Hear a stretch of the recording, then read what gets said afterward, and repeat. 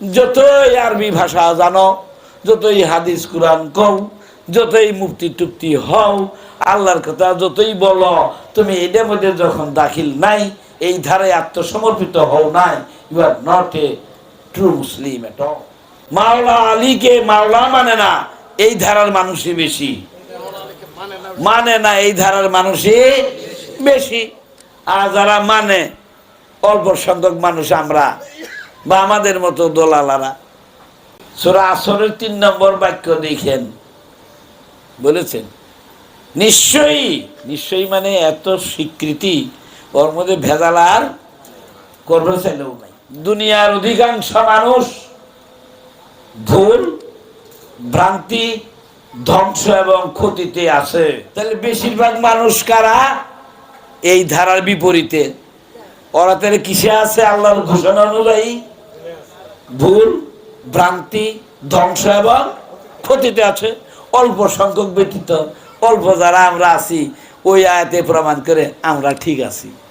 যে আমার আলী যেদিকে মুড় নেয়, মন ঘুরায়, আল্লাহর দিন সেই দিকেই মোড় নেয়। 18 জিলহজ তারিখের সেই ঘোষণা এবং অনুষ্ঠান একদিন পরে আমরা এখানে করছি। আসলে গাদিরে খুমের এই ঘটনাটি যে আয়াত নাজিল হয়েছিল, আমার বাবা বলেছিলেন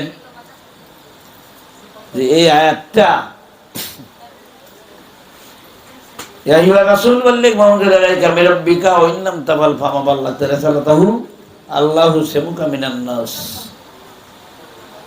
বাল্লিগ মানে জানায় দেওয়ার কথা ছিল, আন্না আলিল মাওলাল মুমিনিন। এই কথাটা খুবই সুকৌশলে সরিয়ে দেওয়া হয়েছে। ফকিহ সাহেবের হাদিসে সুন্দর করে বর্ণনা করা আছে, মাওলার অভিষেকে বাবা এটা সুন্দর একটা প্রমাণের দলিল তুলে ধরেছেন। সেটা ছিল এই, তারা বলতেন এই আয়াত আমরা রসুলের সামনে আন্না আলিল মাওলাল মুমিন এটা সহ পড়তাম, তাকে কৌশলে বাদ দেওয়া হয়েছে। এই আয়াত যখন নাজিল হয়েছিল রসুলের কাছে আগেই, তিনি ইচ্ছা করলে মদিনায় বসে স্বল্প পরিসরে ঘরোয়া পরিবেশে এই অভিষেক ক্রিয়া সম্পন্ন করতে পারতেন। বাবা বলেছেন আমাকে এইভাবে, তা তিনি করেননি। তার কারণ ছিল ঘরোয়া পরিবেশে স্বল্প মানুষের স্বার্থে সামনে এই অভিষেক ক্রিয়া সম্পন্ন করতে গেলে নবীর কথায় যদি কেউ বাধা দেয়, আপত্তি করে, তাহলে নবীর ঘোষণার সার্বজনীনতা থাকে না। এই কথা তিনি আমাকে বলেছিলেন। তাই অনেক লোকের মধ্যে এই ঘোষণা পত্র আবারও প্রাপ্ত হয়ে ওই যে গাদিরে খুম নামক জায়গায় যখন ঘোষণা করবেন, নতুন করে আবার যেন ওই ওহি আবার তিনি আশা করেছিলেন বলে উদিত হয়েছিল তার অন্তরে। যখন হ্যাঁ উদিত হয়ে গেল, তখন তিনি ওই গাদিরে খুম নামক জায়গায় প্রায় ১৬ লক্ষ লোক, তার মাঝে যখন এই আনুষ্ঠানিকভাবে ওইটা আসলো, আনুষ্ঠানিকতার সহিত তিনি তাহা গ্রহণ করে জনগণের মধ্যে জানিয়ে দেওয়ার ব্যবস্থা করলেন। যারা আগে গিয়েছিল তাদেরকে পিছিয়ে নিয়ে আসলেন, যারা পিছিয়ে ছিল তাদেরকে আগে নিয়ে আসলেন। উটের যে গদি, এদের উপরে উপরে তৈরি করে একটা মঞ্চ তৈরি করেছিলেন। এই মঞ্চের মধ্যে তিনি একটা বক্তৃতা দিয়েছিলেন। বাবা সদরুদ্দিন আহমদ চিশতি কেবলাদান মাওলানা অভিষেক পুস্তকে এই কথাটা বলেছেন। আমি সম্পূর্ণ সেখান থেকেই বলছি। আলাস্তু আওলা বিমিনকুম আনফুসিকুম, সকল তার সাথী যারা ছিলেন ১৬ লক্ষদেরকে আগে স্বীকৃতি নিলেন, হে আমার সাথীরা, আমি কি তোমাদের কাছে অধিক অগ্রাধিকার প্রাপ্তিত্বপূর্ণ ব্যক্তিত্ব নই? আওলা শব্দের অর্থ হলো there are that light on any other things in the world. নিজের জীবন এবং জগতের যত কিছুই থাকুক না কেন তার থেকে অধিক মূল্যবান। আমি কি তোমাদের জীবনের চেয়েও অগ্রাধিকার প্রাপ্তিত্বপূর্ণ ব্যক্তিত্ব নই? এই জিজ্ঞাসাটা দয়াল নবী করেছিলেন। কতজন লোকের মধ্যে? প্রায় ১.৫ লক্ষ, কয়েকজন কম ছিল। এত লোকের মধ্যে যদি বলতো না আমরা কেউ কেউ করি না, এই কথা বলার সাহস বা সুযোগ মনে থাকলেও প্রকাশ করার সুযোগ ছিল না। তাই দয়াল নবী এত মানুষের সাথে এই ঘটনাটা তুলে ধরেছিলেন। তখন সবাই, দুই একজন যারা বলে নাই হয়তো বা মনে মনে চুপ ছিল, সবাই হাত তুলে বলেছিল কালু বালা বালা ইয়া রাসূলুল্লাহ, রাসূল আপনি আমাদের কাছে অধিক অগ্রাধিকার প্রাপ্তিত্বপূর্ণ ব্যক্তিত্ব, আপনার জন্য আমরা জীবন দিতে প্রস্তুত আছি, এই কথা বললেন। দয়াল নবী খুশি হলেন। খুশি হয়ে ওই যে আগেই রসুলের উপরে ঘোষণা এসেছিল আন্না আলিউল মাওলাল মুমিনিন, নবুয়ত শেষ হতে যাচ্ছে। ওয়াইল্লাম তাফাল ফামা বাল্লাগতা রিসালাতাহু আল্লাহু ইয়াসিমুকা মিনান নাস, আল্লাহু ইয়াসিমুকা মিনান নাস, আল্লাহ আপনাকে তার সান্নিধ্যে নিয়ে যাবেন, নবী শেষ হয়ে যাবেন। তখন সেটা কিভাবে চলবে? রেসালাতের ধারা চলবে। কি ধারা? রেসালাত, প্রতিনিধিত্বের ধারা। ওই ব্যক্তি মানুষগুলোই প্রতিনিধিত্ব করবেন। বাবা এক জায়গায় সুন্দর করে কোরআন দর্শন লিখেছেন, this direction was to raise up a leader fit to represent the messenger of Allah. দেখেছেন সেন্টেন্সটা কত শক্তিশালী এবং যৌক্তিক। This direction was to raise up a leader fit to represent the messenger of Allah. মানে এই ঘোষণাটা, দিক নির্দেশনাটা এমন ছিল যে একজন যোগ্য নেতা তৈরি করো। This direction was to raise up a leader fit, যোগ্য নেতা তৈরি করো যিনি represent the messenger of Allah, আল্লাহর পক্ষে কি করবেন? প্রতিনিধিত্ব করবেন। দেখেছেন, এর নাম সদরুদ্দিন বেটা। আমি গতকাল খুব কেঁদেছি, অনেক আগেও কেঁদেছি তার মানুষ খেয়ে, বুঝতে পারি না এখনো তারে তিনি আমরা পরিষদের গিয়ে নিজেকে ভারসাম্য শূন্য করে ফেলেছিলাম, পারি নাই। তাহলে চিন্তা করেন কেমন ব্যক্তিত্ব তিনি। আমরা মাওলার অভিষেক জিনিসটা জানতামই না, শুনেই নাই, থাকলেও প্রচার ছিল না। একমাত্র বাংলা ভাষাভাষী চিন্তাশীল সাহসী মুহাম্মদের সত্যাশ্রয়ী ব্যক্তিত্ব আমাদের মাওলা সদরুদ্দিন আহমদ চিশতি কেবলা যান, তার পুস্তকের এই প্রকাশনের মাধ্যম দিয়ে এটা জানা হয়েছিল। তারপরে এই পুস্তকের বিরুদ্ধে মামলা হয়েছিল, আস্তানা আক্রান্ত হয়েছিল, তাকে জেলে যেতে হয়েছিল, তার এই পুস্তকে ১,০০০ টাকা জরিমানা করা হয়েছিল নিম্ন আদালতে। যদি ১,০০০ টাকা অনাদায়ী হয়ে যায় ৪ মাসের জেল। মাওলানা অভিষেক পুস্তকের অপর পৃষ্ঠায় এই রায়টা দেওয়া আছে। বাবা বলেছিলেন ওই রায়টা না দিলে মানুষ তো বুঝতে পারবে না, তাই দিয়ে দিয়েছি। ভালো করেছেন। যদি জরিমানা দিতেন তিনি দোষী সাব্যস্ত, জরিমানা না দিলে জেল খাটবেন, দোষী সাব্যস্ত। তাই তিনি ওই রায়ের বিরুদ্ধে আপিল করেছিলেন এই পুস্তকের এই ঘটনাটুকুর জন্য। আপিল করে জেলা জজ আদালতে প্রমাণ করা হয়ে গেল। জজ সাহেব লিখেছেন ওখানে, শফিকুল ইসলাম সাহেব ছিল তখন দারোগা, ওইটার জব্দ করছে গিয়ে বই আস্তানায়। তার সঙ্গে দুইজন পুলিশ কনস্টেবল ছিলেন, তারা সাক্ষী হয়ে মামলা দায়ের করেছিলেন নিম্ন আদালতে, ম্যাজিস্ট্রেট কোর্টে। যখন এই নিম্ন আদালতে তাকে সাজা দেওয়া হলো, হ্যাঁ, জনমনে মোহাম্মদ ইসলামের ধর্মীয় চিন্তাধারার বিরুদ্ধে কথা লিখেছে, যা জনমতে বিভ্রান্তি তৈরি করেছে, বিভাজন তৈরি করেছে, ধর্মীয় শান্তি শৃঙ্খলা বিনষ্ট করেছেন বলেই তাকে সাজা দেওয়া হলো। এই বই লেখার জন্য 1000 টাকা জরিমানা, অনাদায়ী 4 মাসের জেল। ম্যাজিস্ট্রেট কোর্টে এনে দেওয়া হয়ে গেল। তিনি এটা উচ্চ আদালতে আপিল করলেন, জজ কোর্টে। খুব বিবেচনা করে এই বই যে জনমনে বিভ্রান্তি সৃষ্টি করেছে, মুসলমানদের ধর্মীয় বিশ্বাসে আঘাত এনেছে, এমন কথা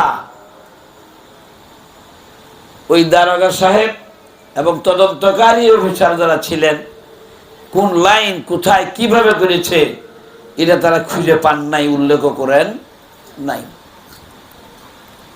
ফলশ্রুতিতে বিজ্ঞ আদালত এমন ভাবে রায়টা লিখেছেন, কোথাও তাহারা কোন কথা এবং কোন বাক্যের কারণে মুসলমানদের ধর্মীয় অনুভূতিতে আঘাত এনেছে, এটা যখন তারা উল্লেখ করে প্রমাণ করতে পারে নাই, বরঞ্চ এত উঁচু মার্গের ভাষা, দলিল উপস্থাপন পূর্বক তিনি লিখেছেন, যাহা সাধারণ মুসলমানের জন্য বোধগম্য না। তাই এই পুস্তকটি তাহার উপর অর্পিত যে দায়িত্ব সাজা দেওয়া হয়েছিল, 1000 টাকা জরিমানা, অনাদায়ে 4 মাসের জেল, ইহা থেকে তার এই পুস্তক রচনা করার ফলশ্রুতিতে তাকে মওকুফ করা হলো। এই আদালতের আদেশ। তাহলে চিন্তা করেন, এত উঁচু মাপের ভাষা, এত যৌক্তিক ব্যাপার,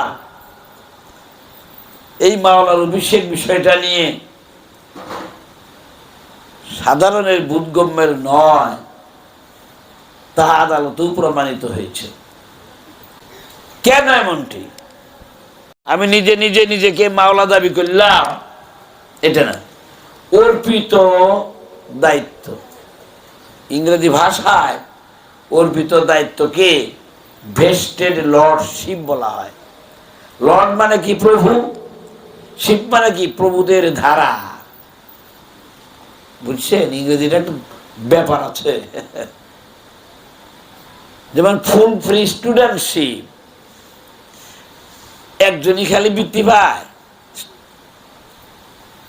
একজনই কি বেতন মওকুফ পায়? শিপ মানে ওই ধারার আরো অনেকে। দেখছেন? এটাকে মাওলানাদের ধারাটা ভেস্টেড লর্ডশিপ। লর্ড মানে কি? প্রভু, প্রভুত্বের ধারা। তার মানে মাওলা আলীকে যে প্রভু মাওলা দেওয়া হয়েছিল, সেই ধারা মাওলা আলী হয়ে যতদিন মনুষ্য সমাজ থাকবে ততদিন চলমান থাকবে সঠিকতা নিয়ে। যেমন আমাদের মুর্শিদ কেবলা দয়াল বাবা শাহ সুফি সদরুদ্দিন আহমদ চিশতি সেই ধারার 39তম মহাপুরুষ। দেখেছেন? এদের এই জন্য লর্ডশিপ বলা হয়। চলমান ধারার প্রক্রিয়াকে শিব বলা হয়। এই শিব মানে জাহাজ না, লর্ডের সাথে শিব। এখন তখন তিনি তো দাঁড়িয়ে গেলেন, দাঁড়িয়ে গিয়ে মাওলা আলীর হাত এরকম করে তুলে ধরলেন। মেশকাত শরীফের 4th খণ্ডে 548 পৃষ্ঠায় আছে। মান কুনতুম মাওলাহু ফাহাজা আলিউল মাওলাহু আল্লাহুম্মা ওয়ালি মান ওয়ালাহু আদামান আদাহু ওয়ানসুর মান নাসারা অকজুল মানে খাজালা ফালিয়াজ হাদির হাজরুল খয়রা। আমি যার মাওলা মানে কি প্রভু, কার কথা? সূরা নেসার 150 নম্বর বাক্য থেকে। নবী এবং রসুলদের মধ্যে, আল্লাহ এবং রসুলের মধ্যে যারা পার্থক্য নির্ণয় করে তারা শুধু কাফের না, নির্ভেজাল কাফের। কথা বুঝছে? তাইলে ঘোষণাটা কে দিলেন? রসুল দিলেন। রাসূল দিলেন মানে কে দিলেন? আল্লাহ দিলেন। এই ঘোষণাটা যারা মানল না তারা এই ধারায় মুসলমান হওয়ার সুযোগ পাইল না। তারা ওই আয়াত অনুযায়ী কি হয়ে গেল? কাফের হয়ে গেল, সত্যকে অস্বীকার করলো। কথা বুঝছেন? এদের যদি বলা যায় প্রমাণের দৃষ্টিতে, কোরআনের প্রমাণের দৃষ্টিতে আমরা ঠিক, কিন্তু ওই দলের লোক বেশি থাকার ফলশ্রুতিতে আমাদের উপরে অত্যাচার হবে। তাই বলে কি বাদ থাকছে? মিডিয়ার যুগে ইউটিউবে সারা বিশ্ব গুগলে চেয়ে গেছে, সত্য এখন বিস্তার লাভ করা শুরু করেছে। মান কুনতুম মাওলাহু ফাহাজা আলিউল মাওলাহু, কার কথা? রসুলের কথা। মানে কার কথা? আল্লাহর কথা। দেখছেন? যেহেতু আল্লাহ এবং রসুলের মধ্যে কোনো পার্থক্য নাই, তাহলে ওই কথা ওই কথাই। আমি যার মাওলা, আলী তার মাওলা, এরকম ঘোষণা আর কোথাও নাই। যে আমি জ্ঞানের শহর, আলী সেই শহর একমাত্র দরজা। দেখেছেন? হে আল্লাহ, আপনি তাহাকে ভালোবাসেন, যে আলীকে ভালোবাসে, আপনি তাহাকে সাহায্য করেন, যে আলীকে সাহায্য করে। তার সাথে শত্রুতা করেন, যে আলীর সাথে শত্রুতা করে। তাকে লাঞ্ছনা দেন, যে আলীকে লাঞ্ছনা দেয়। মার হাবা বেড়ে গেল। খুব খুশি সবাই। খাজা মাইনুদ্দিন চিশতি রহমাতুল্লাহ আলাইহি লিখেছেন এক জায়গায়, সারা দুনিয়ার বৃক্ষ যদি কলম বানানো হয়, সমস্ত সমুদ্রগুলির পানিকে যদি কালি বানানো হয়, খাজা সাহেব লিখেছেন, তবু আলীর মহিমা লিখে শেষ করা যাবে না।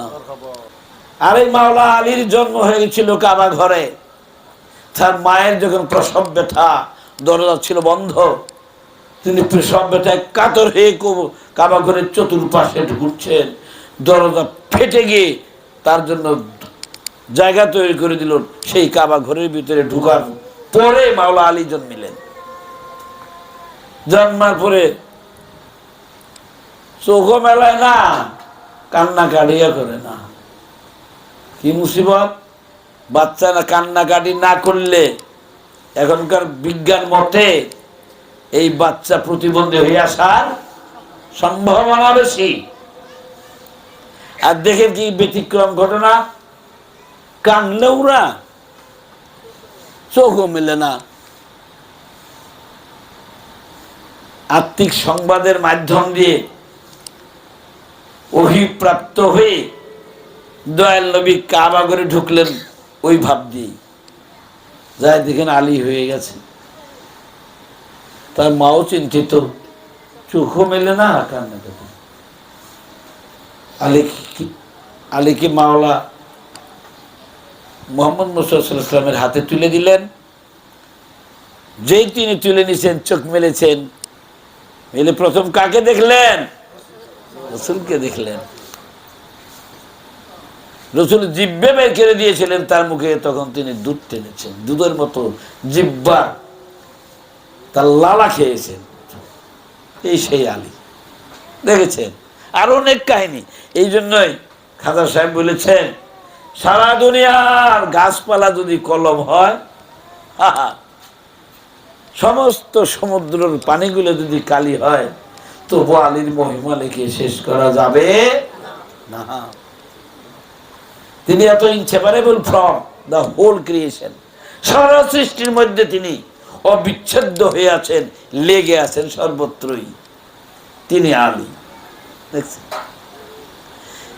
এই মাওলায়াতের এই অভিষেকটা, অভিষেক শব্দের অর্থ হচ্ছে স্বীকৃতিমূলক পরিচিতি।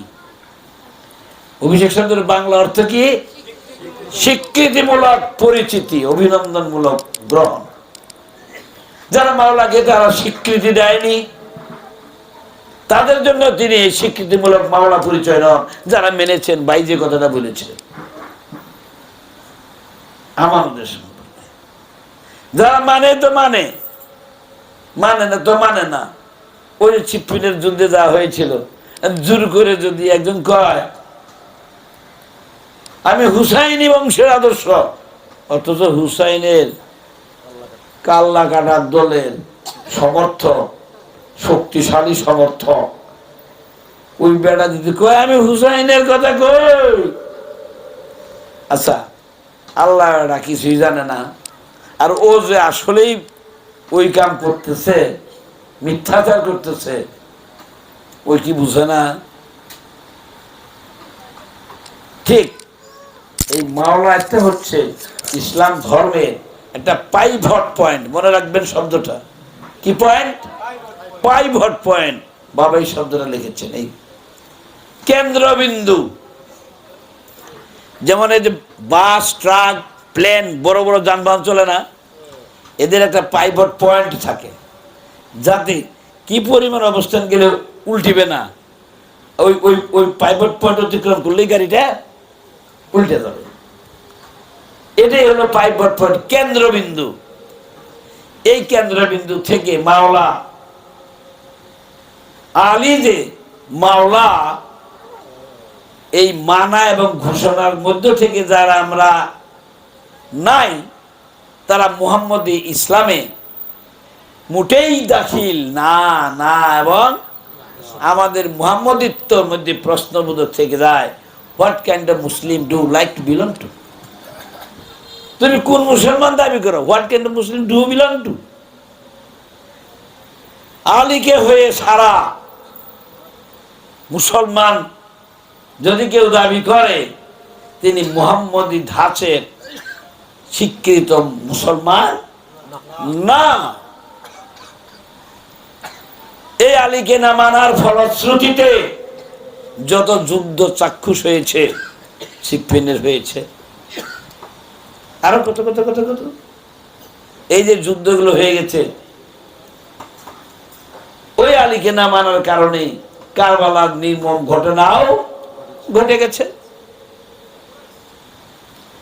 দয়াল নবী বলেছেন, রাসূল বলেছেন, তার মানে কারা বলেছে? দেখছেন হাদিসে কেরতাস মানে কি? আল্লাহর কথা সরাসরি,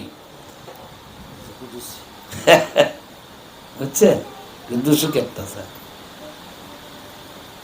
যে আমার আলী যেদিকে মুড় নেয়, মন ঘুরায়, আল্লাহর দিন সেই দিকেই মোড় নেয়। দেখেছেন এই এই সেই আলী, তাকে দিলেন তিনি প্রভুত্ব,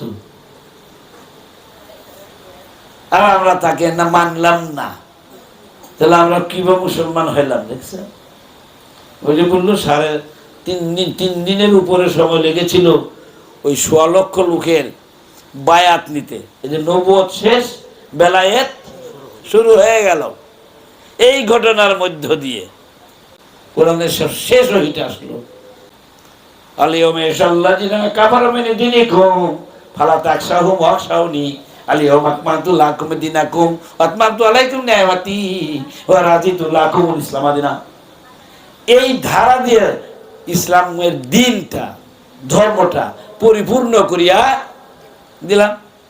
তাহলে এই ধারার মধ্যে যারা নাই, তারা কি মুহাম্মদী মুসলমান? সব সব কথা। You can clearly make a difference among the true Muslims and the unreal বা untruth Muslim. মিশে মুসলমান আর হাসা মুসলমান তৈরি করার এটা হলো পদ্ধতি। কারা? এই ঘটনার সঙ্গে আলীকে মানো, তারা হইল সত্যিকারের মোহাম্মদ ইসলামের মুসলমান।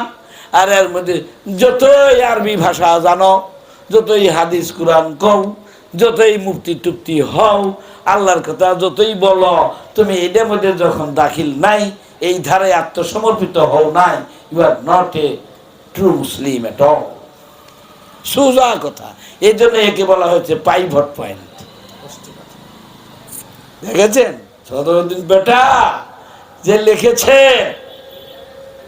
এই মাওলাটা হচ্ছে মুসলমান ইতিহাসের জন্য, মুসলিমদের জন্য একটা পাইভট পয়েন্ট, কেন্দ্রবিন্দু। এই জন্য যারা আহলে বাইতের ধারার সাথে সংযুক্ত, আহলে বাইতের ধারার সাথে সংযুক্ত, তারা মুহাম্মদী ধারার মুসলমান। তিনি বিদায় আরেকটু বলে গিয়েছিলেন যে তোমরা মনে রেখো, ওই ১৬ লক্ষের মধ্যে আমি দুইটি ভারী বস্তু রেখে গেলাম, একটি আল কুরআন আর একটা হলো আমার আহলে বাইত, আমার এই আদর্শ। ওই আলী হয়ে যেটা দিয়ে গেছে এই ধারা, ইহাতে যদি তোমরা মজবুত করে ধরে রাখো, তোমরা কোনোদিনই বিচ্যুত হবে না।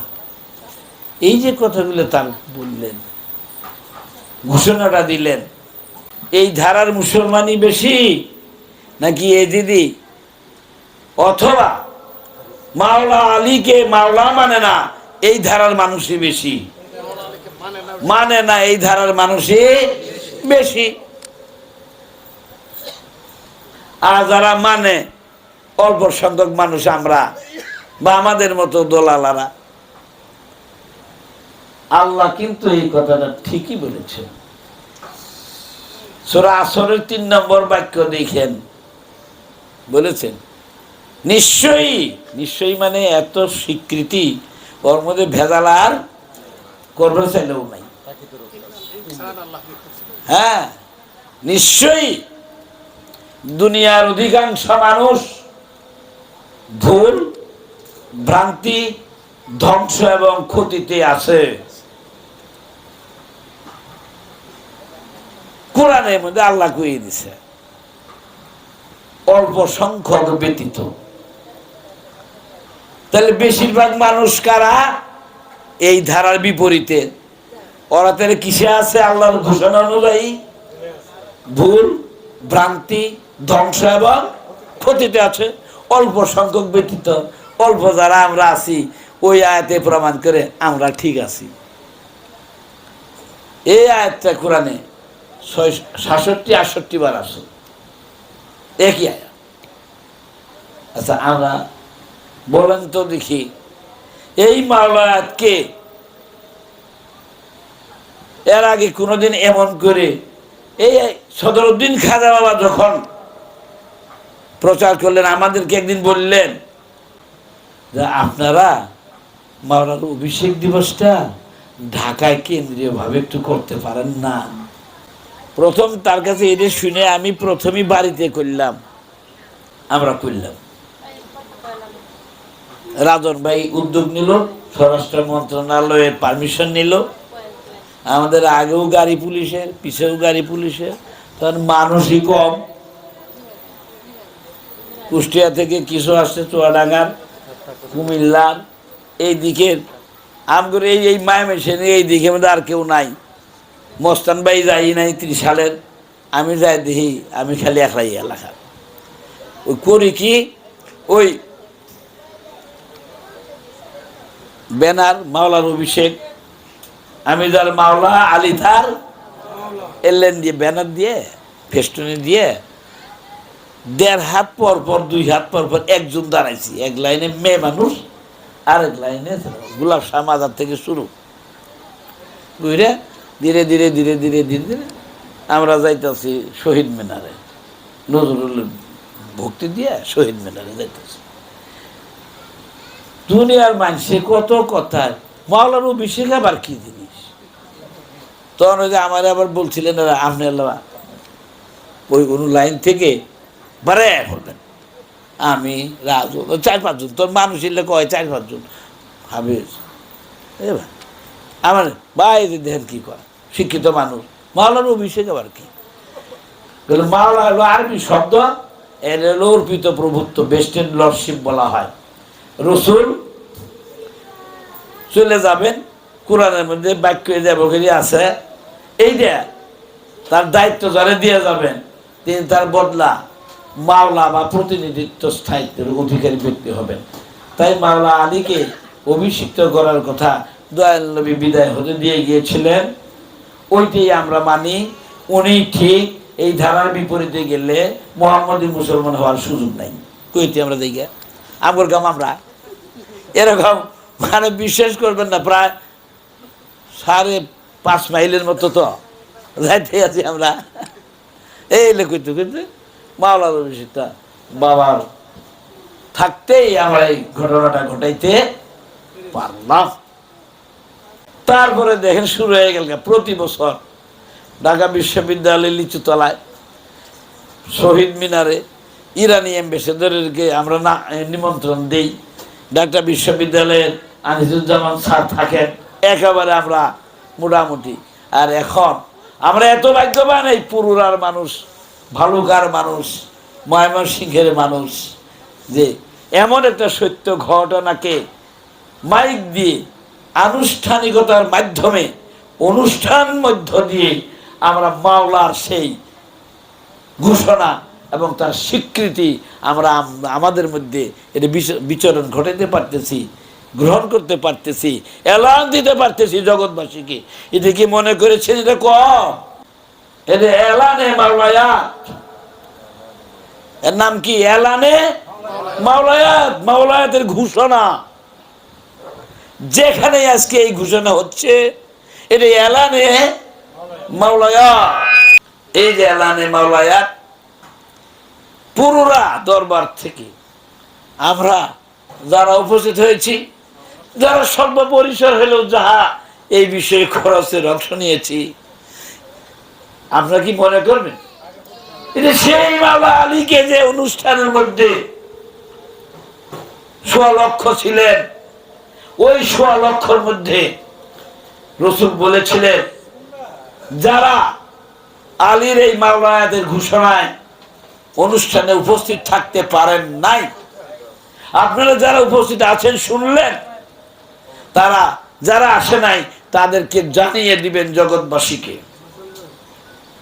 তাহলে আমরা তার যারা ছিলেন না, আমরাও ছিলাম না, আমরা সদরদের খাজা বাবার মাধ্যম দিয়ে জ্ঞাত হয়ে জগৎবাসীকে আমরা জানাই দেওয়ার যে কার্যক্রম চলমান রেখেছি এবং করছি, এটা তার ঘোষণা পালন করতেছি, দয়াল নবীর ঘোষণা পালন করতেছি, জানিয়ে দিবেন। ওই কথা শুনে কেউ কেউ আর বাড়িতে যায় নাই, যারা আসে নাই বিভিন্ন দেশে অঞ্চলে তারা প্রচারের জন্য ওই উটের ঘোড়া চলে গিয়েছিলেন আর বাড়িতে ফিরেন নাই। দেখেছেন? তারা হলেন মাওলার একনিষ্ঠ। আর আমরা আমাদের শক্তি সামর্থ্য কম থাকতে পারে, মাওলা আলীকে যে মাওলা এবং নবীর ঘোষণাকে আমরা যে মাথায় এবং অন্তরে স্বীকৃতি দিয়ে বদ্ধমূল ধারণা করেছি, ইহাই আমাদের মুক্তি এবং শক্তির পাথেয়।